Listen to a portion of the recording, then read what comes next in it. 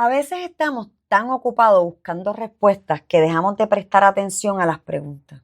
Y sin embargo, algunas de las cosas más interesantes que he descubierto sobre la lectura no aparecieron en las respuestas de los lectores, aparecieron en sus preguntas. Porque las preguntas también nos muestran cómo una persona está leyendo y muchas veces revelan más de lo que imaginamos.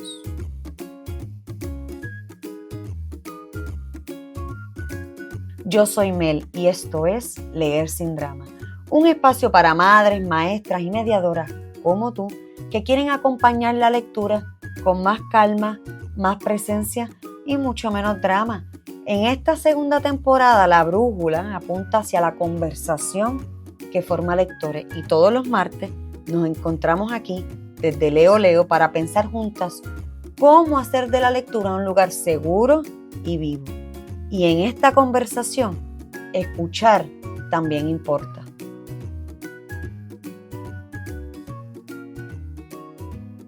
La semana pasada estuvimos hablando de por qué la conversación cambia la comprensión. Y terminamos con una idea que quiero rescatar hoy, porque si la conversación nos ayuda a comprender mejor, entonces también vale la pena preguntarnos qué tipo de preguntas hacen posible esa conversación. Y es que no todas las preguntas generan el mismo tipo de pensamiento y mucho menos nos permiten ver lo mismo. Hay una idea de Ellen Dutty que me acompaña desde hace mucho tiempo y es que ella habla de preguntas que nacen muertas, que se agotan en sí mismas, preguntas que cierran más de lo que abren. Y cada vez que vuelvo a esa idea, termino reflexionando sobre lo mismo. ¿Cuánta atención estamos prestando a las preguntas que hacen los lectores? Yo creo que estamos tan acostumbrados a buscar respuestas que muchas veces ignoramos esas preguntas.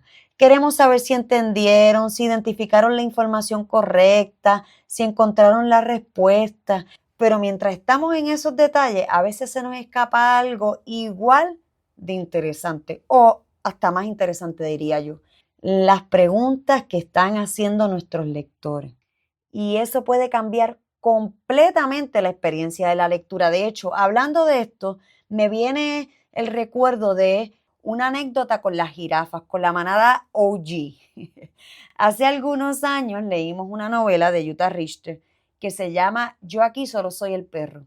Todo el tiempo estuvimos conversando extensamente sobre la novela. Estuvimos ahí varias semanas y yo estaba convencida de que cuando termináramos la novela, ahí acababa la experiencia. Pero, uno de los estudiantes hizo una pregunta, una sola pregunta. ¿Cómo contaría la historia este gato? Y de repente todo cambió. Porque esa pregunta no buscaba una respuesta y mucho menos estaba buscando comprobar un dato, más bien estaba abriendo una posibilidad. De pronto empezamos a imaginar como grupo otra versión de la historia, otra perspectiva, otro narrador. La conversación seguía creciendo y creciendo, tan así que terminamos escribiéndole a la autora y nos respondió desde Alemania y eventualmente los estudiantes hicieron una obra de teatro. Todo por una pregunta. Con los años me he dado cuenta de que lo más que me impresionó de aquella pregunta no fue la pregunta en sí, fue todo lo que revelaba sobre ese lector. Porque para preguntarse por la versión del gato, primero había tenido que entender profundamente la del perro. Claramente había entendido el conflicto y había entendido que la historia estaba contada desde una perspectiva en particular. Y por eso estaba imaginando posibilidades que no aparecían en el libro. De pronto aquella pregunta me estaba mostrando algo que ninguna respuesta hubiese podido mostrar con tanta claridad. Y creo que ahí está la diferencia.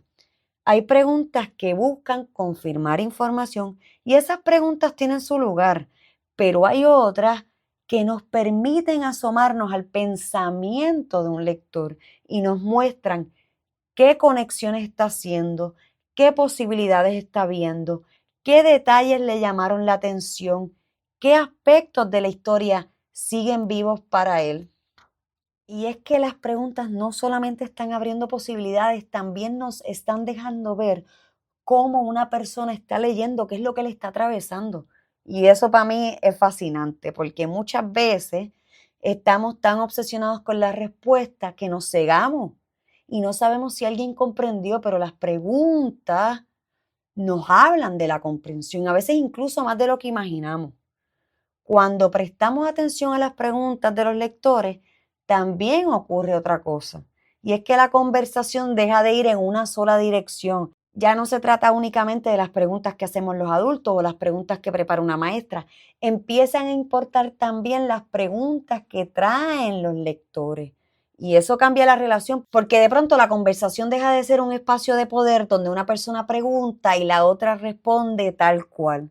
Y se convierte, o más bien se transforma en un espacio compartido donde ambas personas están tratando de entender algo juntas. Y yo creo que ahí está lo profundamente valioso de la lectura. Muchas veces la conversación nos permite llegar a lugares a los que no habríamos llegado solos.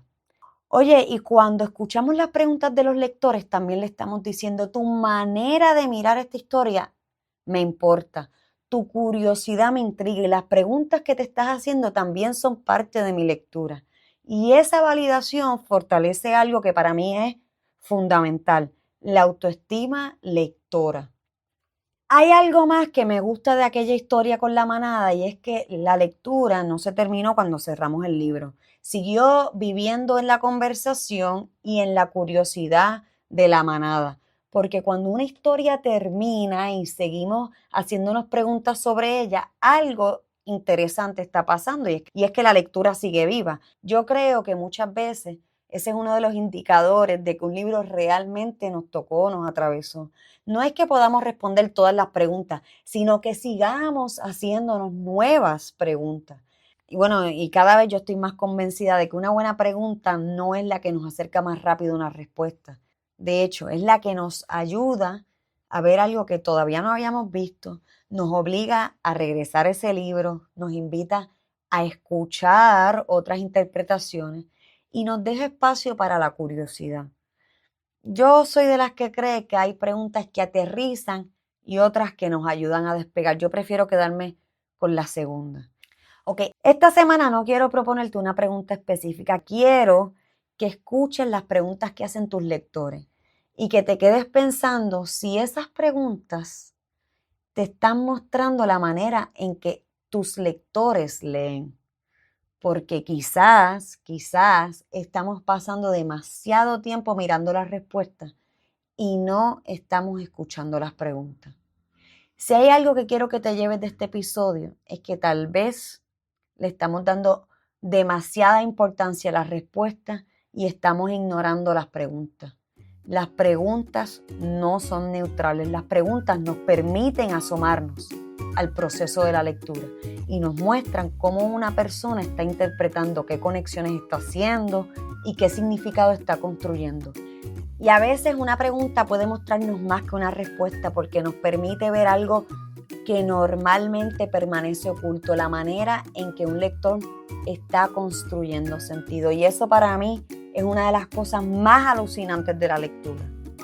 Siempre me encanta saber quién está al otro lado conversando conmigo. Así que si algo de este episodio te resonó, me encantaría ver en los comentarios qué preguntas le has hecho a tus lectores para despegar.